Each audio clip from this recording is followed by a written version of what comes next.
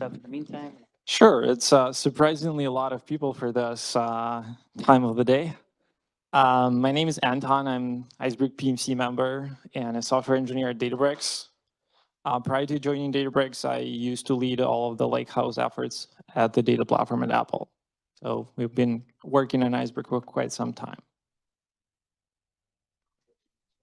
Yeah, and the topic of today's presentation is the evolution of position deletes in Iceberg. So where we started, how it evolved, why, and where we're going next.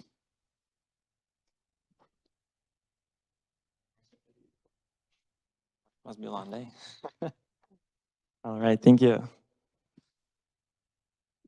So why should anyone care about position deletes and their evolution overall? And in my view, position deletes are a feature that goes far beyond providing like small incremental improvements to existing pipelines. It actually enables fundamentally new use cases.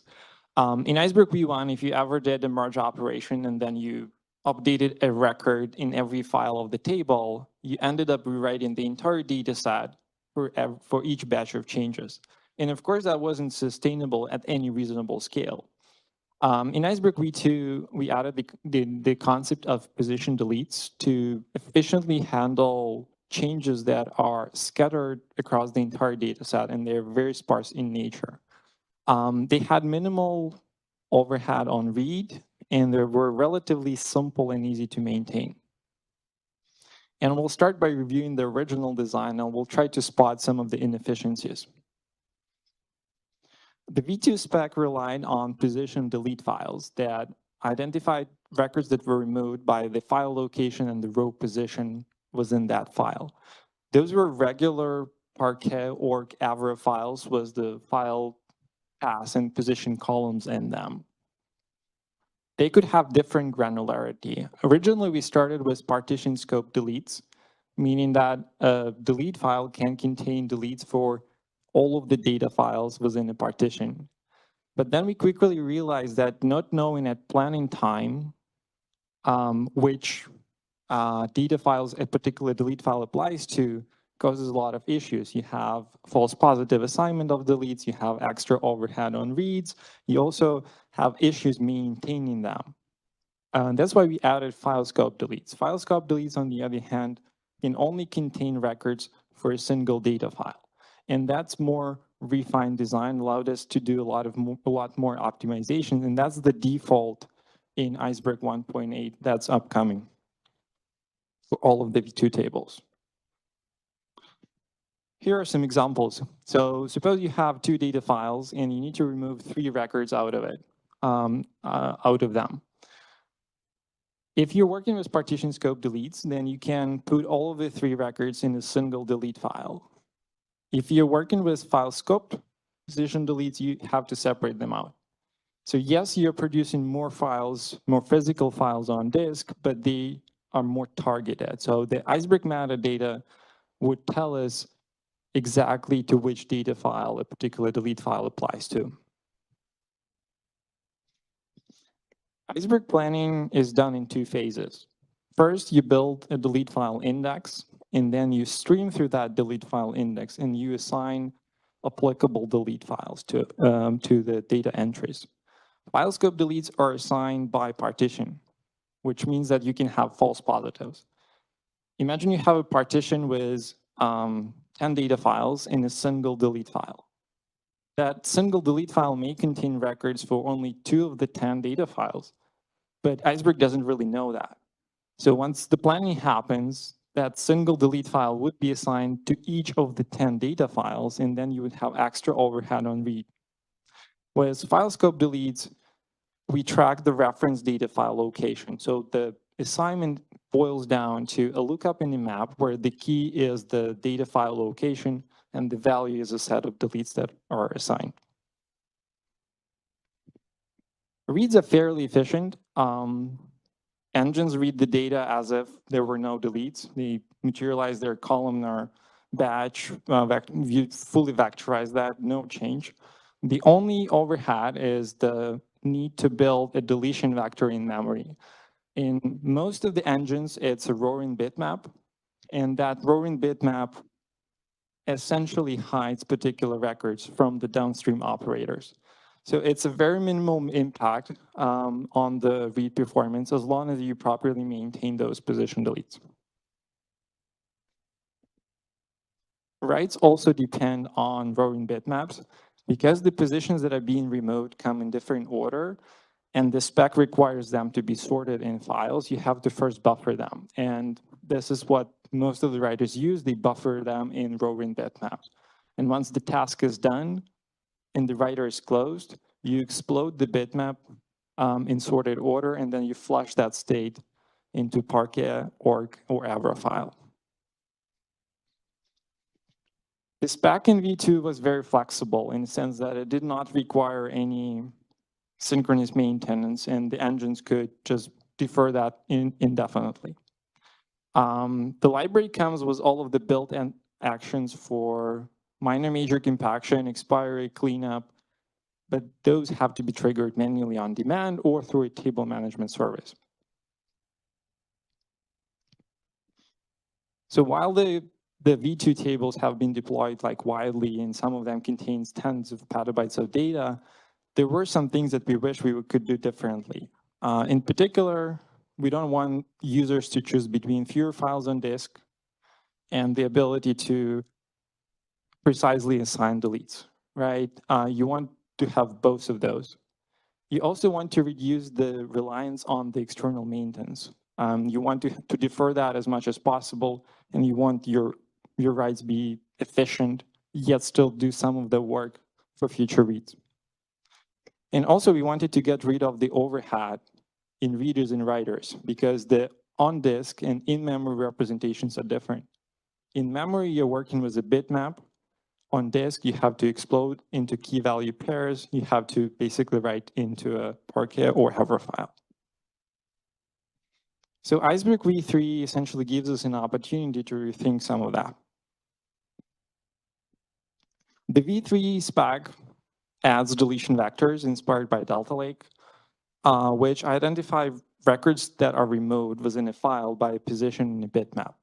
So Iceberg from day one used rowing bitmaps in readers and writers.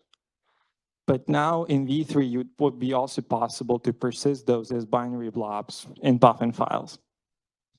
We also changed in the requirement to have at most one deletion vector for a data file in a snapshot, which would force engines to at least do some maintenance during writes. Here's an example of the blob layout. So there are multiple sections in it. First, you have the length field, which tells you the number of bytes that it's a sum of the magic bytes and the rowing bitmap together. The magic bytes is there for sanity check. Once you're reading the blob, you want to make sure that prior to deserializing the bitmap, you deserialize what you expect, right? So this is basically like a sanity check. Then you have the rowing bitmap itself. It's persisted using the portable serialization format. This is as close as you can get to a spec for 64-bit rowing bitmaps. And then at the end, you have checksum. Checksum is there for data integrity. So if for some reason you cannot deserialize your bitmap back, you want to know if it's a problem with the serialization mechanism or if it's a faulty storage that gives you bit flips. So the checksum is kind of to address that.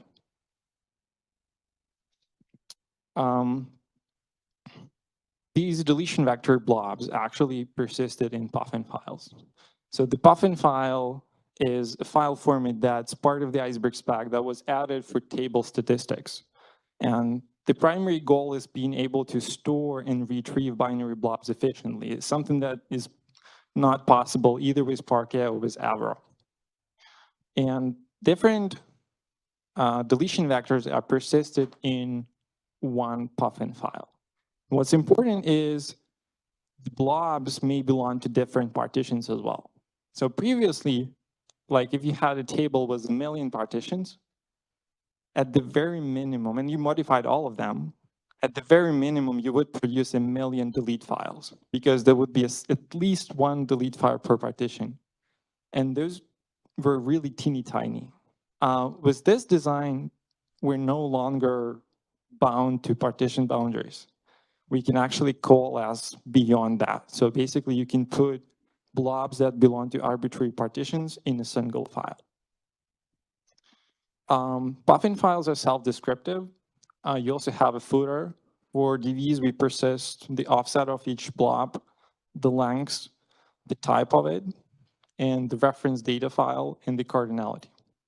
So if you just have access to this Puffin file, you would still be able to make sense of it. At the same time, we're not using the footer during reads because of how the metadata tracks these blobs. While they are persisted in a single file, each blob is being tracked separately in the metadata. So you would have separate metadata entries for each deletion vector, even though they're part of the same file. So how we do that? We did add more fields that help us achieve that. In particular, we added the content offset and the content size. So basically, this is an example where you have a Puffin file with 2 DV blobs in it. And at the top, you have 2 metadata, 2 delete manifest entries. The content of them is position deletes for both. File format is Puffin.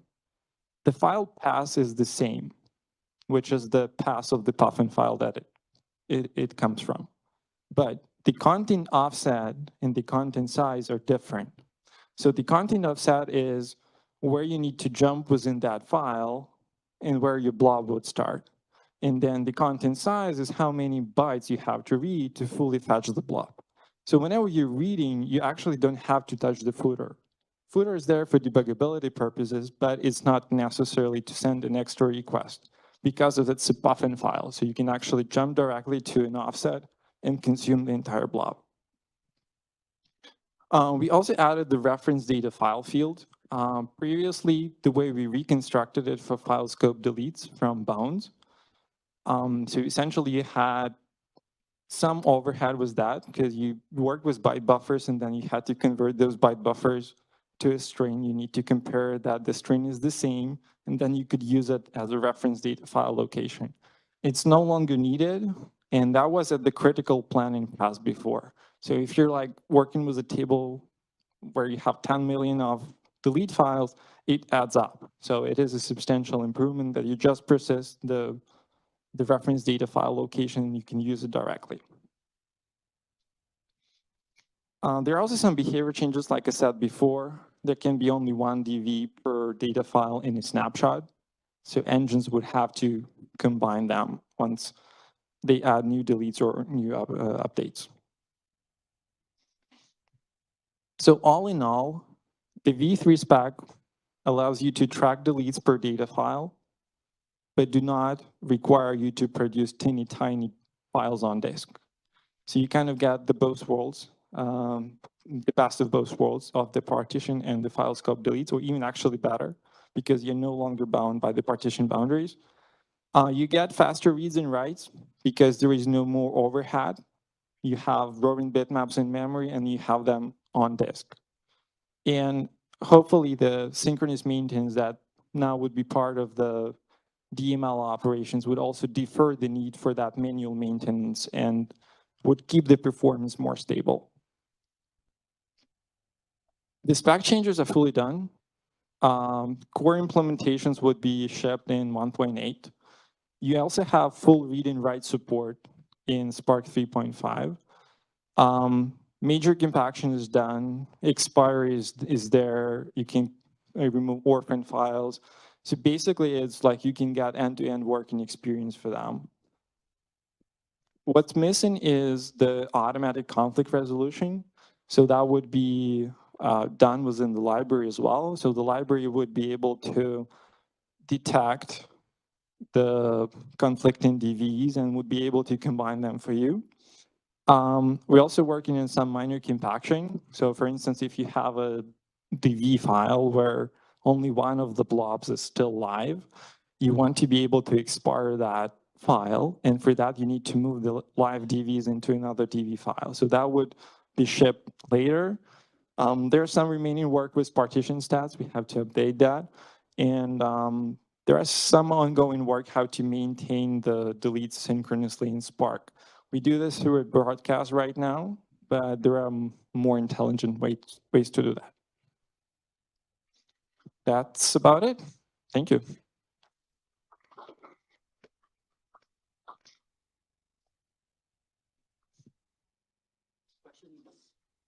I know deletes are the toughest ones. We always work with.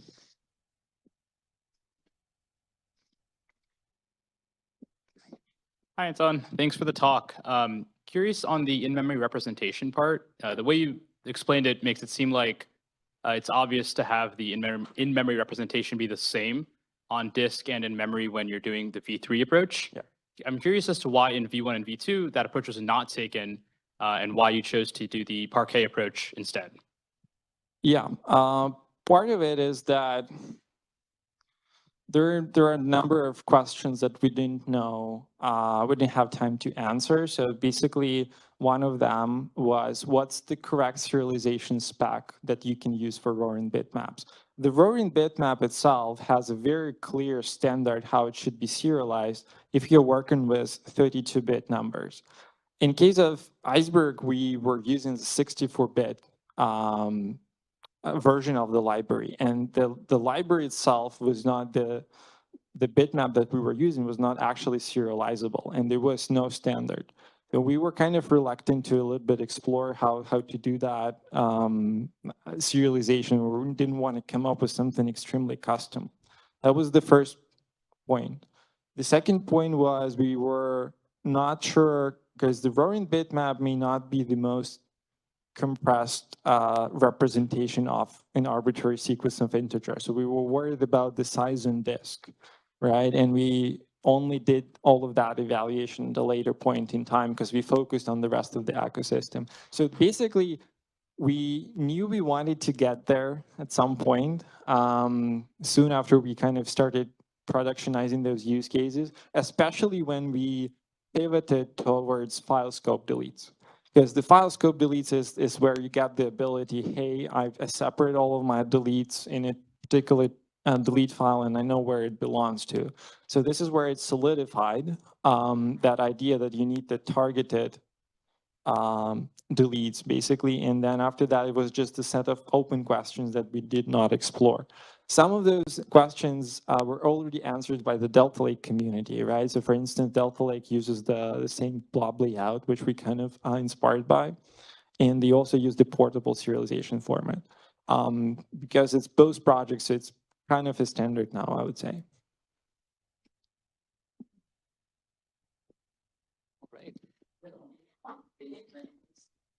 No, you can still have like many manifests. So like each manifest entry would be dedicated to a particular DV blob, deletion vector, and it's represented as a delete file anyway. In the Java API, it's also represented as a delete file like prior to that.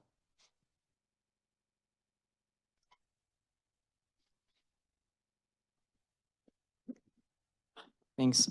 What's the best way to basically move to the rough and delete files at this point? So the V3 is not there yet, and the 3.5 Spark is not so widely adopted. Is it possible to somehow get all those advantages at this point? So V3 is actually like a lot of the parts of it are fairly done. What's not there is like we didn't close it, so we didn't vote on it. Like I think Dan was mentioning earlier about some of the things that are not there. But DVs are like fairly more or less tested, I would say. So we are fairly confident in the design. And I think we backported some of the changes to Spark 3.4, but you'll have to use Iceberg 1.8. That's the first release that has some bits of the V3 spec. The migration path would be fairly easy, at least in Spark. So once you bump the format version, the first merge operation would actually take care of that.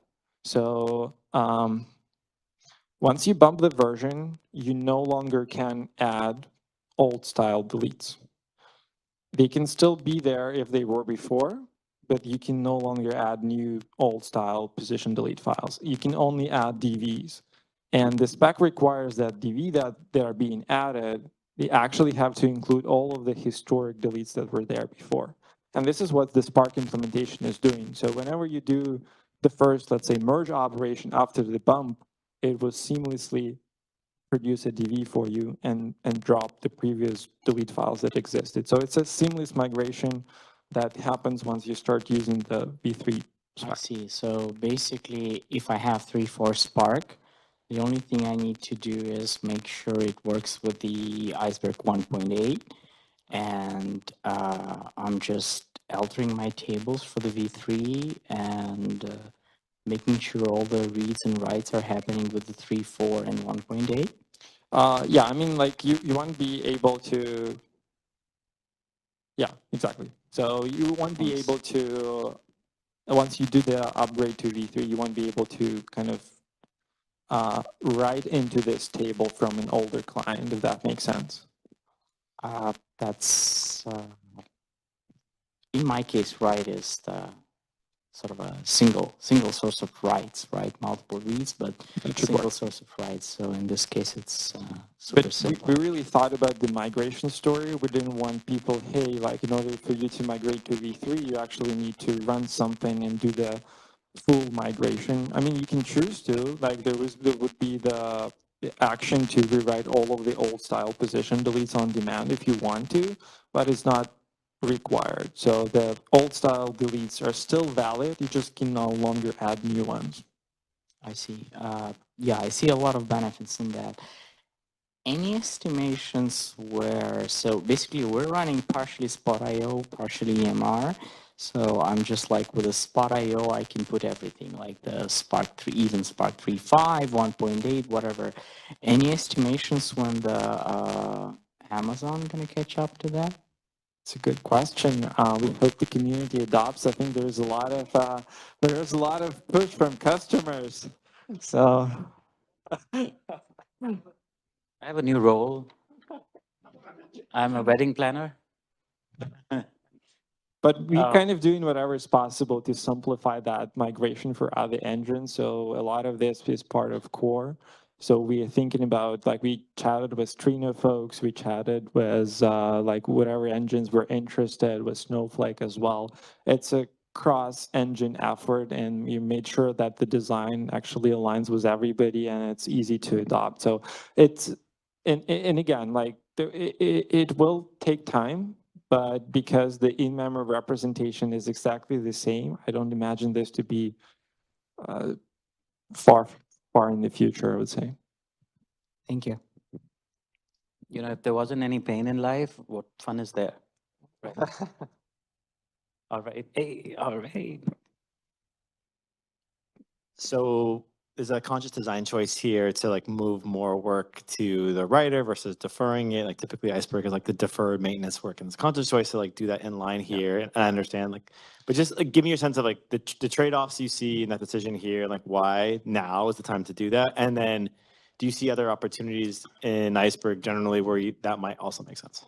Yeah, we've been burned by the V2 pass because we were very flexible and we thought that, hey, the engines would do a smart thing. And what ended up happening is that they just, because of the spec was very flexible and you didn't have to do any maintenance during writes, nobody did that at all until the performance degraded so much that folks started to complain. Hey, and of course it was so easy, you just kept adding it until like you couldn't read it anymore. So basically that was the lesson that we learned, that sometimes that flexibility is a bad sign. Not everybody has the table management service in the background. Nobody maybe understand how that, what's the maintenance that's required and so on. We were very careful with the overhead that we adding, and we did like a lot of benchmarking to see that this maintenance that happens, at least in Spark, it's in a distributed fashion. So it's not done on the driver, it's actually part of the job. So it's done on executors in a distributed fashion. And based on the benchmarks that we've done, like you wouldn't even notice that. And this is anyway the work that you were previously doing during reads, because during reads you had to read all of the historic deletes and you had to combine them into a single bitmap. So you already were doing that work on read, so it just makes sense to do it on the write and then simplify it. Very cool. Right. Really, thank you, Anton. Thank This you. is a Thank you, really, everybody. really good talk.